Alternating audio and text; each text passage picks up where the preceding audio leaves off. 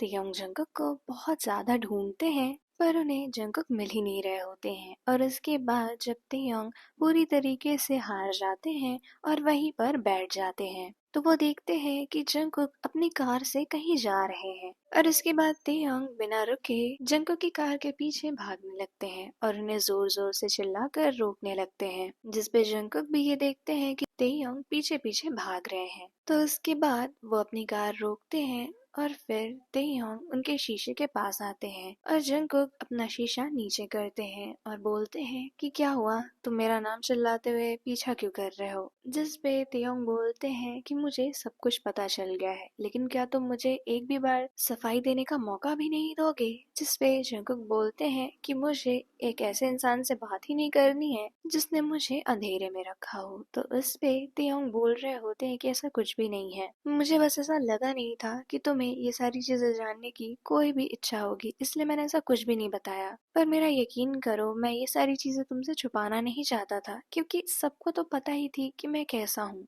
और तुमने मुझसे कभी ना मेरे फैमिली के बारे में पूछा ना ही मेरे स्टेटस के बारे में। तो जिस पे जंगकुक बोलते हैं कि हमारे बीच अब कुछ भी नहीं है और इसके बाद तुम मुझे परेशान करना बंद करो। और ये बोलकर जंगकुक अपनी कार वापस से शुरू करके वहां से निकल जाते हैं और तेयोंग बस वहीं खड़े होते हैं और ये सोच रहे होते हैं कि आखिर ये हुआ क्या। अगर उनके लाइफ में ऐसा होना ही था तो जंगकुक उनकी लाइफ में आए ही क्यों, उन्हें कुछ दिन की खुशी देकर और इतने टाइम का दुख देके चले गए। और इसके बाद तेयोंग जिमिन के पास वापस जाते हैं और उनका उतरा हुआ मुंह देखकर जिमिन को समझ में आ जाता है कि कुछ भी सही नहीं हुआ है। जिस पे जिमिन उन्हें कंफर्ट करने की कोशिश करते हैं और इसके बाद आज जिमिन ही तेयोंग को उनके घर छोड़ने जाते हैं। घर जाकर तेयोंग बहुत ही ज्यादा टूट चुके थे, वो बहुत ही ज्यादा फूट फूट कर रो रहे होते हैं। पर उन्हें एक चीज तो पता थी कि वो इसके बारे में कुछ भी नहीं कर सकते हैं, तो इसलिए वो वैसे ही रोते रोते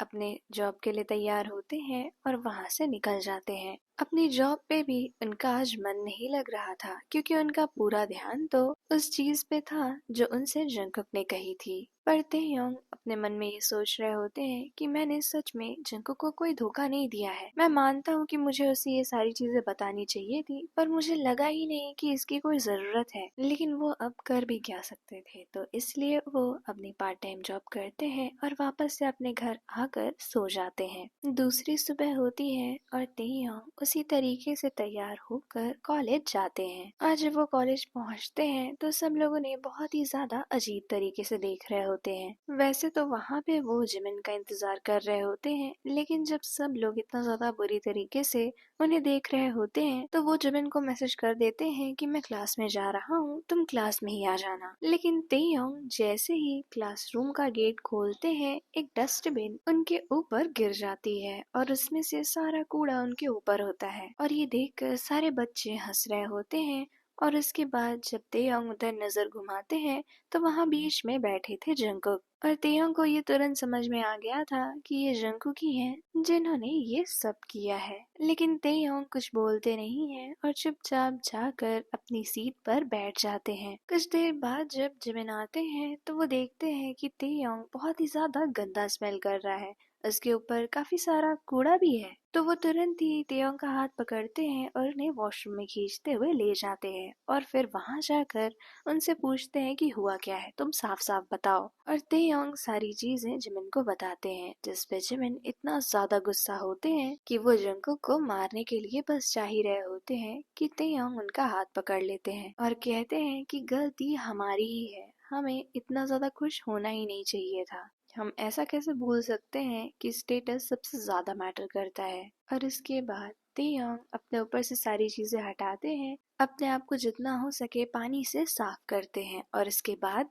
क्लासरूम में आकर वो दोनों लेक्चर अटेंड करते हैं। पूरे टाइम उन लोगों को बहुत ही ज्यादा एम्बेरस किया जा रहा था, लेकिन तेयोंग के रोकने की वजह से जिमिन किसी को कुछ भी नहीं कह रहे थे। और इसके बाद से तो जैसे तेयोंग और जिमिन की लाइफ पहले से भी ज्यादा खराब हो गई। कॉलेज में सब लोग उन्हें परेशान ही करते रहते। तेयोंग की वजह से जिमिन जंकुक को कुछ बोलते तो नहीं, लेकिन फिर भी पूरे टाइम वो तेयोंग के साथ रहते और हर चीज से उनको बचाते रहते। लेकिन तेयोंग के लिए हद तो तब हो गई थी जब उन्होंने ऐसी उड़ती उड़ती खबर सुनी कि जंकुक किसी बहुत ही अमीर लड़के को डेट कर रहे हैं। पहले तो तेयोंग को अपने कानों पर विश्वास ही नहीं हुआ, तो वो भागकर जिमिन के पास गए और उनसे पूछा कि क्या ये सच है। तो जिस पे जिमिन ने बोला, हाँ ये सच है, मुझे भी ये अभी पता चला है और मुझे सच कहूँ तो कोई भी शौक नहीं लगा। जिस तरह से जंकुक ने तुम्हें ट्रीट किया, मुझे पता था कि वो किसी अमीर लड़के को ही डेट करेगा। पर तुम ठीक हो ना तेयोंग? लेकिन उस पे तेयोंग कुछ कहते नहीं है और वहाँ से रोते रोते भाग जाते हैं। जिमिन भी उनके पीछे पीछे भागते हैं और उन्हें बहुत ही ज्यादा समझा रहे होते हैं कि तुम उसके वजह से इतना ज्यादा परेशान क्यों हो रहे हो। अगर उसको तुम्हारी थोड़ी सी भी फिक्र होती तो वो तुम्हें छोड़ने के बाद कम से कम तुम्हें परेशान तो नहीं करता, लेकिन वो तो तुम्हें टॉर्चर ही करता है और तुम्हें उसका मुंह तोड़ जवाब देना चाहिए तेयोंग, लेकिन तुम उसे कुछ नहीं कहते हो। और उसके बाद रोते रोते ही तेयोंग जिमिन को कहते हैं, जिमिन तुम्हारी मदद चाहिए मुझे। जिस पे जिमिन कहते हैं कि तुम बोलो तो मैं तुम्हारे लिए कुछ भी कर सकता हूँ। और फिर तेयोंग जिमिन से कहते हैं कि मुझे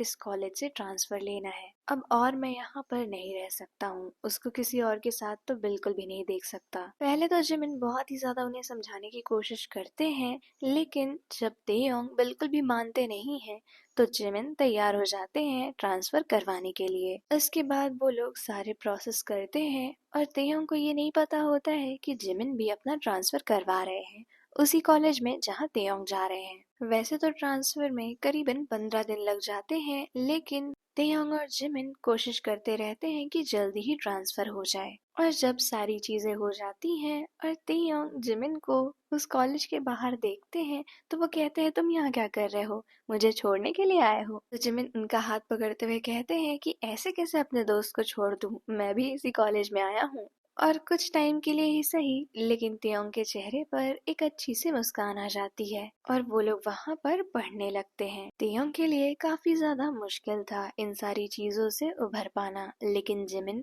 उनका बहुत ही ज्यादा ध्यान रखते हैं। उधर जंकुक, जिन्हें लगा था कि वो एक बॉयफ्रेंड बनाकर तेयोंग को और भी ज्यादा परेशान और टॉर्चर कर सकते हैं, जब उन्हें पता चलता है कि तेयोंग ने तो कॉलेज ही छोड़ दिया है, तो पहले तो वो बहुत ही ज्यादा खुश होते हैं। उन्हें ऐसा लगता है कि वो जीत गए, कि तेयोंग डर के भाग गए, वो उसे फेस नहीं कर पाए। लेकिन धीरे धीरे जब वो तेयोंग को कॉलेज में देख ही नहीं पाते थे तो उन्हें तेयोंग की कमी महसूस होना शुरू हुई। अब तो उन्होंने अपने उस बॉयफ्रेंड से भी ब्रेकअप कर लिया था, ये कह के कि तुम्हारे साथ मुझे अच्छा नहीं लगता है। और पहले तो वो खुद को ऐसा समझाते कि मुझे तेयोंग की कहाँ याद आ रही है, वो तो उससे तो मैं नफरत करता हूँ। लेकिन वो खुद को रोक नहीं पाए और वो तेयोंग के कॉलेज का पता लगाना शुरू कर दिए। वहीं दूसरी तरफ तेयोंग और जिमिन अब अपनी पढ़ाई और अपनी जॉब को लेकर काफी ज्यादा सीरियस हो रहे थे। उन लोगों ने आगे कुछ कंपनी या फिर अपना खुद का बिजनेस खोलने का सोचा था, जिसके लिए वो लोग थोड़े थोड़े पैसे भी जमा कर रहे थे। तेयोंग अभी तक जंकुक को भूल तो नहीं पाए थे, लेकिन फिर भी उन्होंने अपनी लाइफ में आगे बढ़ना सही समझा।